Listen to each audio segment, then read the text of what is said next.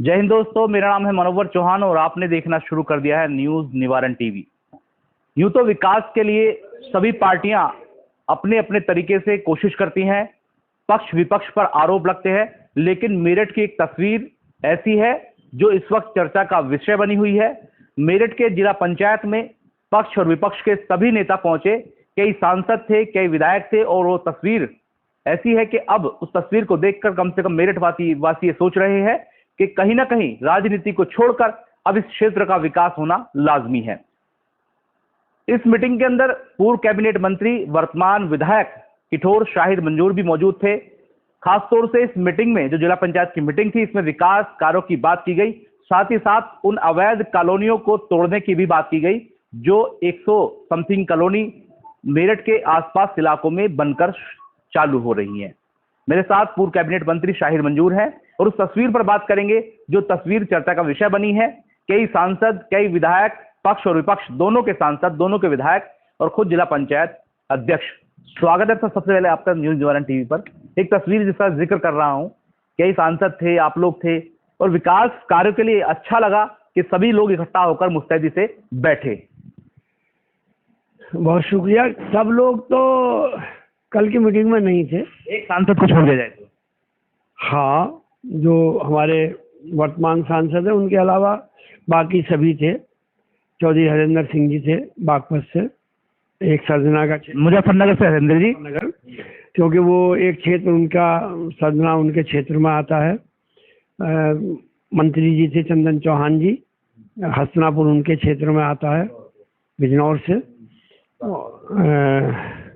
बागपत से अपने सागवान जी थे, सिवान उनके क्षेत्र में आता है। सरजना से विधायक थे, मैं था, भारद्वाज जी थे, ज़्यादातर लोग वहाँ पर मौजूद थे। और एजेंडा था वही विकास का, इसी के लिए सब लोग चिंतित भी हैं और कोशिश भी कर रहे हैं सब लोग के एक ऐसा विकास हो जो विधायक हो, सांसद, जिला पंचायत, ब्लॉक प्रमुख, सब लोग इकट्ठे होकर गांव का विकास करें। और वो तभी संभव है जब कोऑर्डिनेट करके सारे कामों को किया जाए। इसीलिए मैं भी कहा था कि हमारा भी जो क्षेत्र में विकास का मामला वो जिला पंचायत से हो या ब्लॉक प्रमुखों द्वारा हो या हमारे द्वारा हो, वो ऐसा प्रयास हो कि पूरे क्षेत्र का विकास दिखाई दे। सदन की, अगर जिला पंचायत सदन की बात कर ले तो इतिहास में बताया जा रहा है पहली बार ऐसी तस्वीर है कि पक्ष और विपक्ष के लोग इकट्ठा हुए और विकास को लेकर ही बात की गई। कोई आरोप नहीं, कोई प्रत्यारोप नहीं। और अगर आपके क्षेत्र की बात कर ले, किठौर विधानसभा क्षेत्र, सैकड़ों स्कूल बने हैं, कॉलेज बने हैं और बिजली घर बने हैं। सड़कें में मैं समझता हूँ लगभग सभी बन गई हैं। 41 पहले सड़कें अभी भी जो है चल रही हैं और योजनाएं जो है आपकी आ रही हैं। तो क्या कहना चाहेंगे, विकास के लिए इस तरह से इकट्ठा होना कोई दिक्कत तो है नहीं? नहीं, जिम्मेदारी हम सब लोगों की अगर कोई है तो अपने अपने क्षेत्र को उसके विकास की है। हमारा जो लोग चुनते हैं, मेन मकसद क्षेत्र का विकास कराना होता। गांव में अगर प्रधान को लोग चुन रहे हैं तो गांव के विकास के लिए बात होती है, और अगर आप जिला पंचायत मेंबर चुन रहे हैं तो उनसे भी विकास की बात होती है, ब्लॉक प्रमुख चुन रहे हैं उससे विकास की बात होती है। जो जनप्रतिनिधि हैं उनका मेन मुद्दा होता है अपने इलाके का, क्षेत्र का विकास कराना। और जनता यही उनसे चाहती है कि उनको जो दिक्कतें हैं वो दिक्कतें दूर हो, चाहे बिजली की हो, पानी की हो, नाली की हो, खरंजे की हो, अस्पताल की हो, शिक्षा की हो। सब लोग उम्मीद करते हैं कि हमारे जनप्रतिनिधि प्रयास करके अपने क्षेत्र में ज़्यादा से ज़्यादा इन मुद्दों पर काम करें। मंत्री जी, बिजली, पानी, शिक्षा, स्वास्थ्य, मूलभूत ये सभी अधिकार लोगों के हैं। क्या जो आप सदन में थे, इससे बड़े सदन में रहे, विधानसभा में रहे, तो ऐसे कोई आपके मुद्दे हैं जिनको आपको रखना चाहिए था, या लगभग सभी कंप्लीट हो चुके हैं, या आपको लगता है सभी विकास कार्य आपके क्षेत्र में हो चुके हैं इसलिए आपने बोलना उचित नहीं समझा? विकास सतत प्रक्रिया है, वो एक साल में, एक दिन में या एक योजना में पूरी नहीं होती। जब हम शुरू में विधायक बने तो तब के गांव में, अब के गांव में, तब के शहर में, अब के शहर में, तब के टाउन एरिया में, अब के टाउन एरिया में बहुत बड़ा फर्क है। क्योंकि लोग विकसित हो रहे हैं, लोगों के पास पैसा है, धन आ रहा है, और वो अंदर गांव से निकल के बाहर की तरफ जाना चाहते हैं, कोई अपने खेतों में जाना चाहते हैं, कोई अपनी और ज़मीन लेके। तो अब जैसे जैसे गांव बढ़ेंगे वैसे वैसे विकास की भी आवश्यकता होगी। तो ऐसा तो नहीं है कि विकास रुक जाए, विकास तो एक सतत प्रक्रिया है जो चलती रहेगी। जब तक दुनिया है तब तक तरक्की भी होगी, लोग आगे को भी बढ़ेंगे, जनसंख्या भी बढ़ेगी, सब कुछ होगा। होने के बाद में ही, ये तो कभी रुकने वाली प्रक्रिया नहीं है, ना कभी इससे संतुष्ट होना चाहिए। एक ज़माना था कि लोग कच्चे रास्ते थे, खरंजे की बात करते थे, फिर तब्दीली आई, इंटरलॉकिंग की बात आ गई, आरसीसी की बात आ गई। अब मेन रोड की, अगर बड़े रोडों की बात करी जाए तो पहले सीमेंटेड रोड थे, आपके चूने के रोड बनते थे, फिर डामर रोड बनने शुरू हुए, सीमेंट रोड बनने शुरू हुए, अब और तरक्की हो रही है तो वो रबड़ के रोड बनने शुरू हुए। तो विकास तो सतत प्रक्रिया है, कभी रुकने वाली है नहीं, और कभी जनप्रतिनिधियों को अपने किए गए जो विकास कार्य हैं उनसे कभी संतुष्ट भी नहीं होना चाहिए। मेरा अपना मानना है कि हम जिस काम के लिए आए बराबर हमारा प्रयास यही होना चाहिए कि जितना हम विकास करा सकें उतना विकास हो। मंत्री जी, विकास होना बहुत जरूरी है, लेकिन अगर एडवांस में विकास हो जाए तो प्रॉब्लम है। बिना प्रशासन के मानचित्र के या बिना प्रशासन की अनुमति के जो सीडीओ मेरठ है उन्होंने एक जो है रेशो दिया है कि 100 से अधिक कॉलोनी जिला पंचायत के क्षेत्र में डेवलप हो रही है, इलीगल है, उन पर कार्रवाई की बात की जा रही है। कम से कम 3-4 कॉलोनी बुलडोजर चलने वाला है। तो ऐसे लोगों को क्या कहना चाहेंगे जो विकास के नाम पर उसकी राह में अड़ंगा अटकाते हैं, अपना भी धन बर्बाद करते हैं और शासन प्रशासन का धन बर्बाद करते हैं? देखिए, दो तरीके की बात है। एक तो तरीका ये है कि आपने इलीगल काम कर लिया और उस पर सरकार ने कार्रवाई करी, बुलडोजर चलाया या फिर कुछ और किया उसको रोकने की। मेरा मानना ये है कि अगर कोई इलीगल काम हो रहा है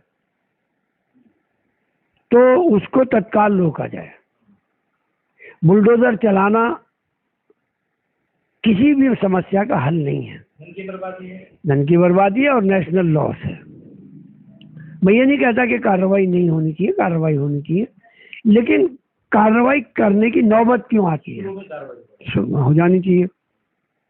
कल जिला पंचायत में भी और असेंबली में भी लोगों ने कहा कि उनके मकानों पे तार जा रहे हैं, बिजली की 11,000 की और बड़ी लाइन जा रही है, जिससे रात को या दिन में हमें जो है वो जिंदगी को खतरा बना रहता है। ये कल भी बात उठी और विभाग जो है वो इस काम में उसके पास पैसा नहीं है। मैंने कल भी कहा था कि सरकारी पक्ष के लोग बैठे थे कि आप लिखो मुख्यमंत्री जी को कि जो प्रदेश की जांच करवा लें और इस समस्या का निराकरण सरकार के द्वारा कराया जाए। तो वो भी अलग है, कल भी मांग करी, हाउस में भी लोग मांग करते हैं। और एक और भी समस्या है जो हर गांव में आ रही है, वो है पानी की टंकी में लाइन बिछाई जा रही हैं और वो हर गांव में लाइन बिछ जाती है और जो विकास का कार्य जैसा था, वो नाली या खरंजा या जो भी कुछ था वो पहले जैसा नहीं होता है, तोड़कर सर रख देते हैं और बनता है नहीं। कई सारे गांव ऐसे जिनकी शिकायतें हमारे पास भी हैं, लेकिन नेचुरल चीज है, विकास के नाम पर तोड़ा जा रहा है लेकिन बनाया नहीं जा रहा है। वो उसमें खालिस ठेकेदारों की गलती नहीं है।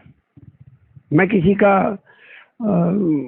पक्ष नहीं रख रहा हूँ और ना मैं इन सब बातों में पड़ता हूँ, लेकिन जब तक गांव का प्रधान कंप्लीशन रिपोर्ट नहीं देगा, वो ये नहीं लिख के देगा कि जो हमारे यहाँ लाइन बनी थी वो लाइन बिछ गई है, वो ठीक चल रही है, वो जो सड़क टूटी उसकी मरम्मत होगी, तब तक ठेकेदार का पेमेंट नहीं होता।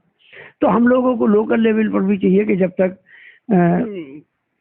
जो विकास जैसा था ऐसा ही ना हो जाए, तब तक उसको हमें लिख के नहीं देना चाहिए। और जहाँ तक है कॉलोनी तोड़ने की बात, तो जब बननी शुरू होती है तभी सरकार का दायित्व है, जो यहाँ पर एमडी है या जिला पंचायत है या इनके इंजीनियर हैं, उनकी तभी जिम्मेदारी है। या जो लाइन के नीचे मकान बनाए जा रहे हैं तो उनको तभी इस बात को कहा जाए भाई मकान पहले इसको लाइन को हटवाओ, उसको बनाओ। जब लाइन बन जाती है, मकान बन जाते हैं, फिर वो बात होती है कि साहब इससे तो खतरा बना हुआ। तो ये सुनिश्चित हो कि जब विकास के काम हो रहे हैं तो उसमें पूर्ण विकास तभी होना चाहिए जब लोगों की पूरी मूलभूत समस्याएं जो वो दूर हो जाए। ये कमी है कि इलीगल काम पहले अधिकारियों द्वारा कराया जाता है, इंजीनियरों द्वारा कराया जाता है, और जब वो काम पूरा हो जाता है तो फिर उसकी शिकायत होती है, फिर बुलडोजर चलती है। मैं इसके पक्ष में नहीं हूँ, बल्कि क्राइम को या जुर्म को वहीं से रोका जाए जहाँ से वो जुर्म हो रहा है। हमें क्राइम हुआ, बुलडोजर तक बात पहुंची, और अब जो है बयानबाजी शुरू हो गई है आपकी तरफ। आपकी पार्टी के नेताओं के बयान जो है नार्को टैक्स की बात कर रहे हैं, डीएनए टैक्स की बात कर रहे हैं, और जिन पर आरोप लगा है उनकी 60 से 70 साल उम्र बताई जा रही है। और ये एक जो है राजनीति शुरू हो गई है। लेकिन कहा जा रहा है कि अगर इसमें ऐसा था तो पहले ही जो तमाम जांचें थी, सीडीआर थी, निकाल ली जाती, और अब इसको जो है राजनीति में ला करके संजय निषाद पहुंचे, रोए, उसके बाद कार्रवाई शुरू हो गई। तो इस पर कहीं ना कहीं ऐसी चीजों पर, ऐसी घटनाओं पर विराम लगना चाहिए। राजनीतिक टच क्यों दिया जा रहा है? क्योंकि आज इंसान की उम्र 60 से 70 साल है, उस पर कोई एलिगेशन है तो जांच हो जाती कि वो, मैं मानता हूं कि जब क्राइम होता है तो सरकार उसको नहीं रोक सकती। बहुत से ऐसे क्राइम हैं वो होते हैं, सरकार को बाद में पता चलता है कि हर जगह पुलिस नहीं होती, क्राइम हो जाते। लेकिन सरकार का दायित्व यह है कि किसी भी घटना को सही तरीके से खोले, और कौन सत्ता पक्ष का है, कौन विरोध का है, इससे ऊपर उठ के जो लोग क्राइम कर रहे हैं उनके खिलाफ कार्रवाई करें।